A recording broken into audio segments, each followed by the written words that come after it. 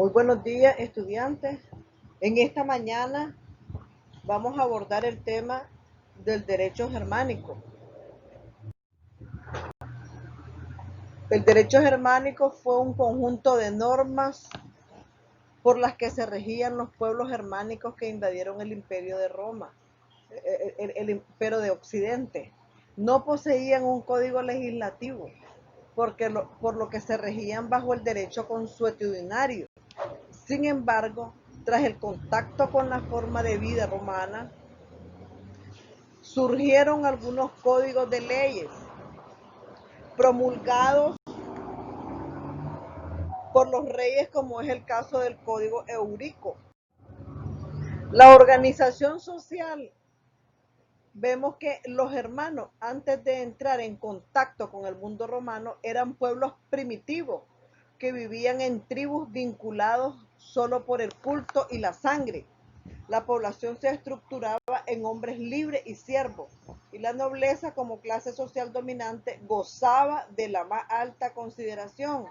Posteriormente, el contrato de los hermanos con otros pueblos, la influencia romana y la significación del cristianismo imprimen notables modificaciones en las costumbres hermanas que permitan el surgimiento de nuevas formas de vida y de agrupación social.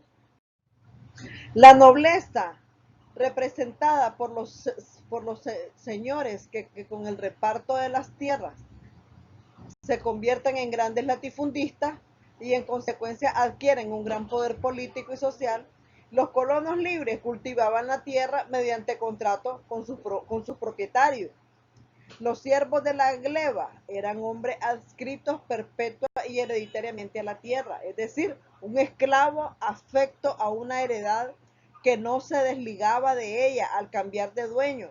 Los siervos de la gleba eran unos seres humanos que en época medieval tenían una condición de semi-esclavitud, anclados a la tierra en la que en la que ellos habitaban, y carecían de cualquier derecho individual y no tenían más garantías legales que las que el amo de los territorios quisiera otorgarle.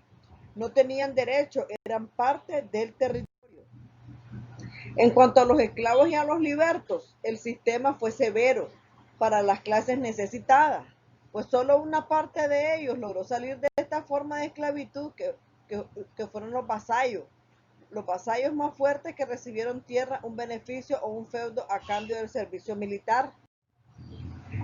En cuanto al matrimonio, fue considerado por los hermanos como un vínculo sagrado y fundamento moral y natural de la familia.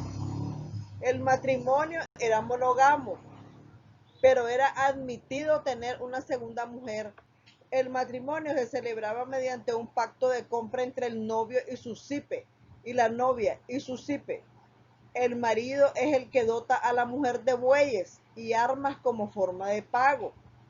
En la familia vemos la herencia como continuidad patrimonial de la misma familia, desconociendo así el concepto de testamento. Ellos no conocían el concepto de testamento.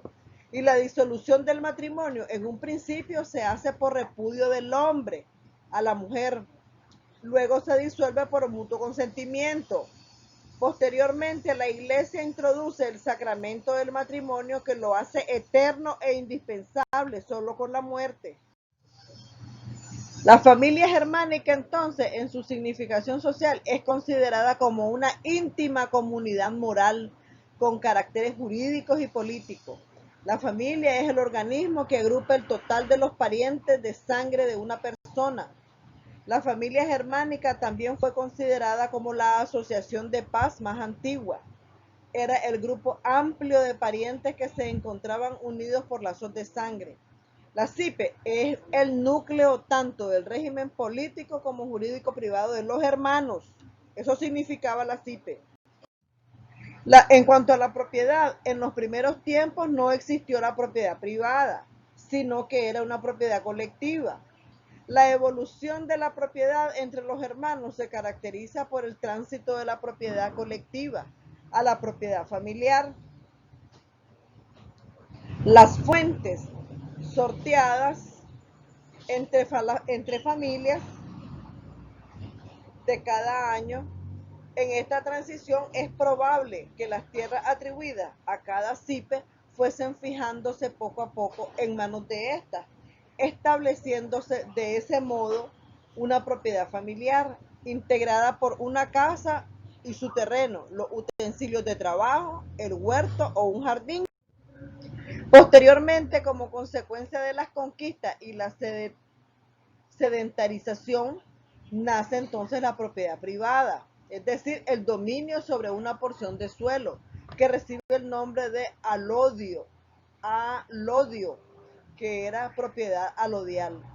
Respecto a la transacción de los bienes muebles en el derecho germánico, se realizó mediante el Hewer, que significó un acto mediante el cual el poseedor de una cosa se despoja de ella para entregarla a otro. En lo tocante a la propiedad sobre cosas muebles, la costumbre instituyó como modo de adquisición la ocupación originaria y la transmisión mediante negocios jurídicos seguido de la tradición de la cosa. Aquí ya miramos nosotros, estamos viendo el origen, ¿verdad?, de lo que es la ocupación originaria, la transmisión mediante el negocio jurídico, ¿verdad?, seguido de la tradición de la cosa. La sucesión. El derecho hereditario germánico era un derecho de familia. A la muerte del causante, los bienes hereditarios se transmitían de padre a hijo y estos a hermanos. La expresión nulla testamenta significa que se desconocía el testamento y las disposiciones de última voluntad no existen porque no hay bienes particulares que transmitir por testamento.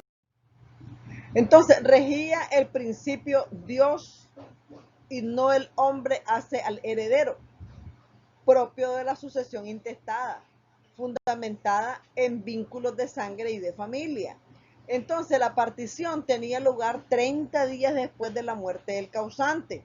En primer término, estaban llamados a heredar los descendientes, hijos en defecto de estos los padres y a falta de estos los hermanos. Las mujeres parecen haber estado excluidas de la herencia.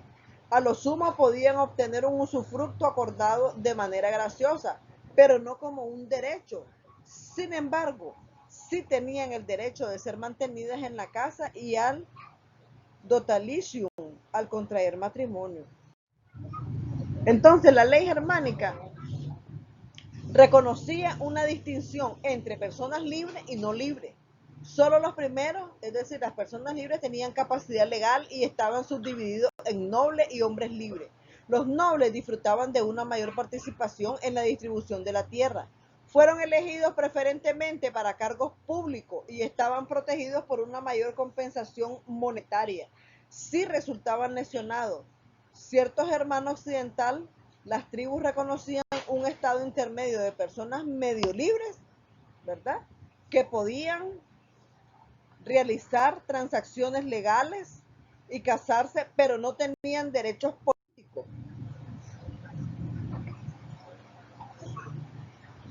Básicamente, una tribu germánica era una liga de clanes, pues sus principales instituciones de gobierno fueron el rey, su consejo y las tribus montaje. Manluwitan, Not Din o Cosa. El rey era líder militar, sacerdote principal y presidente de la asamblea, y su consejo de ancianos y nobles superiores lo ayudaron en los asuntos rutinarios del gobierno. La asamblea estaba compuesta entonces por todos los miembros libres de la tribu agrupados en clanes.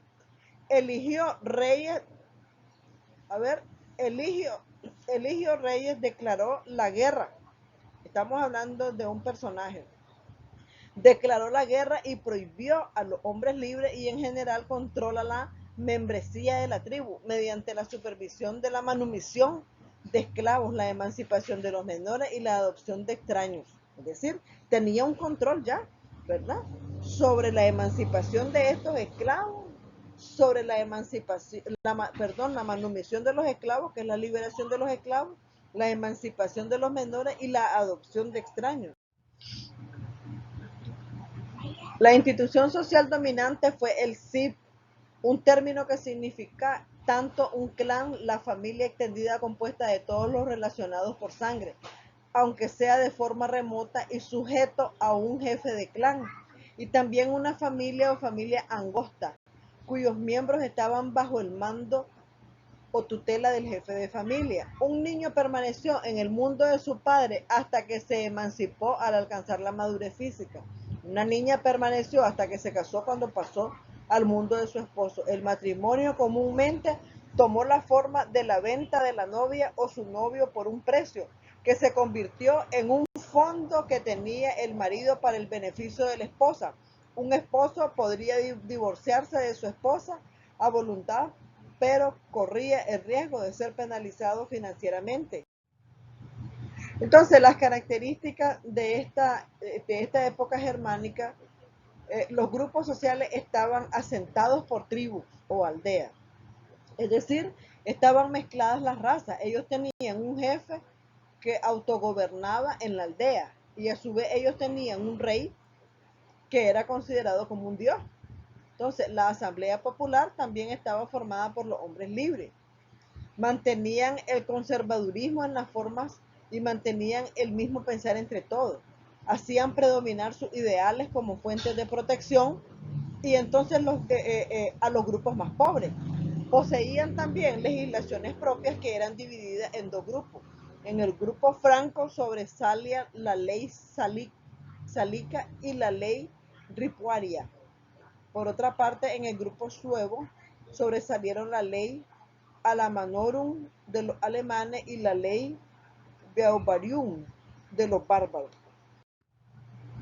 Eso es todo, jóvenes, en cuanto a el pueblo germánico y en cuanto a cómo estaban ellos organizados desde el punto de vista del Estado, de las clases sociales, ¿verdad?